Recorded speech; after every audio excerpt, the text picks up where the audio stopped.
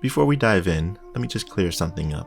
Rarity in games doesn't mean just one thing. Some items are rare because they have insanely low drop rates. Others are locked behind in-game content that not everyone has reached. Then there are weapons that use your power pack instead of ammo, and you can't even repair them without the schematic, which might not even exist. And in a few cases, you only get one. Literally, you complete the bounty and that's it. So when I say these are the 5 rarest items, I'm not talking about just RNG or stats. I'm talking about all the layers that make an item hard to come by, unique, or irreplaceable. So let's get into it. The first one is a Mark 5 weapon, and I personally cannot get it to drop for me no matter how many times I farm the run. It's the best tier 5 sniper, hands down, mainly because it fires 3 shots at once while poisoning the enemy, even through 𝐒𝐻𝐻𝐷𝐻. It's called the 5 Fingers Triple Shot Rifle.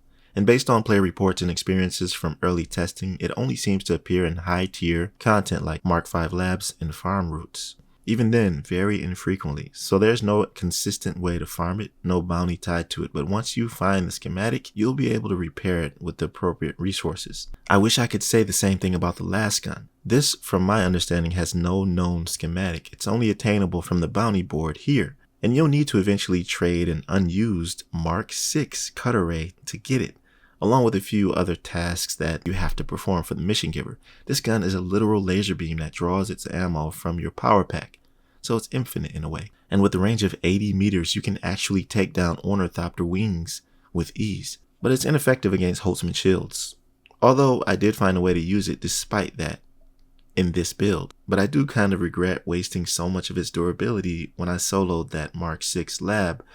No worries though. I found the perfect solution that can replace the Lasgun without changing the build, and that's with the third rarest item called Shaitan's Tongue.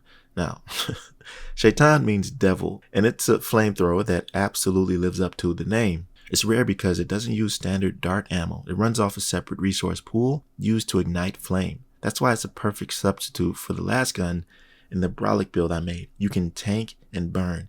You don't have to wait for enemy shields to go down. You don't have to use a sword against melee mobs because you can just dash out of trouble while the flame burns through shields.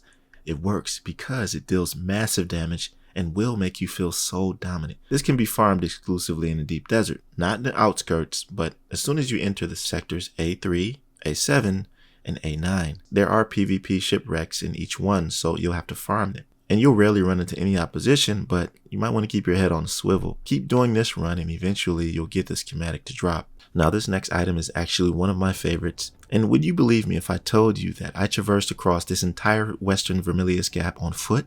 No sandbike, no ornithopter. This item is called the Soft Step Boots, and it's ironic because the schematic can be found in the Imperial Testing Station 197, right here near the western Vermilius Gap. And although I did have my vehicle backup tool just in case, because if I did get eaten by this worm, these amazing unique boots would have been lost for good. But just look at what happened, and this was crazy. I've never seen this before.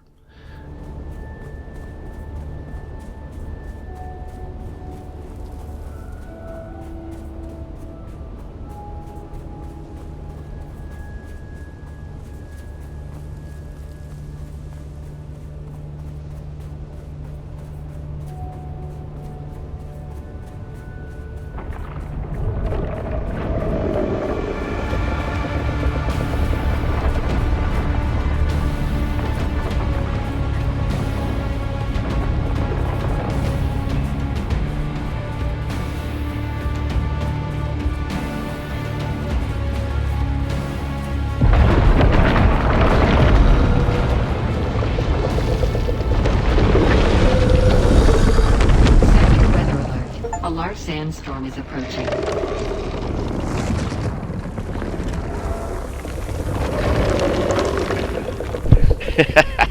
This dude, he just goes stare at me.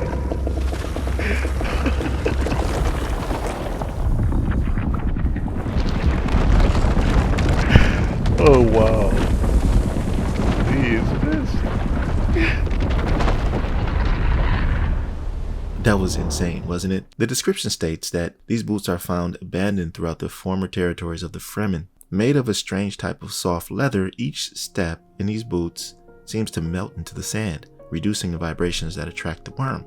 Now, I can completely attest to this. Before I got all the resources I have now, vehicles and whatever needed to craft them, I used to struggle going back and forth across areas like this. In fact, it's not possible to make it across without attracting the worm and getting eaten. You'll definitely die. But these boots offer an astounding negative 45% worm threat, effectively giving you so much more time on the sand. It's pretty much the sand walk, kinda. If you're not aware, in the movie and books, the Fremen invented this walk as a way to traverse the open sands without attracting the worms. They could have actually added this into the game as an ability, but this is cool too. And you're probably thinking you're at the point now where you don't even need to use these boots because you have an ornithopter. But they're a multifaceted item, meaning you can also use this for farming spice very effectively. I went out into the deep desert for some solo spice farming and found that this was a much better experience. I had way more time to gather spice than ever before, and it felt like such a relaxing experience. The final rare item is called Tarl's Cutterray. I'm sure you guys are familiar with this. It's talked about all across YouTube. A Mark V Cutterray that performs just as good as the Mark VI. It's actually a gem, and if we look at what the Mark VI does in comparison, you can see for yourself. The power consumption is that of a Mark V, so this is a real steal. I already went over where you can farm this, but here are the exact locations. The first is 𝐿𝐴𝐷𝑆𝑡𝒃 when you enter from the mountaintop hole, then head to the loot chest here.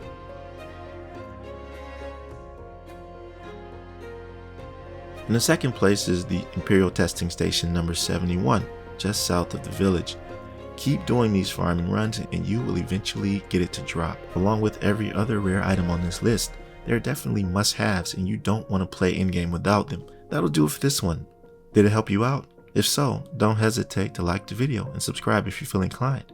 I'd appreciate it. And if you want to see a full farm guide that guarantees the loot chest which drop duraluminum gear and weapon schematics, then check this video out here. Until then, I'll see you in the next one. Be right out.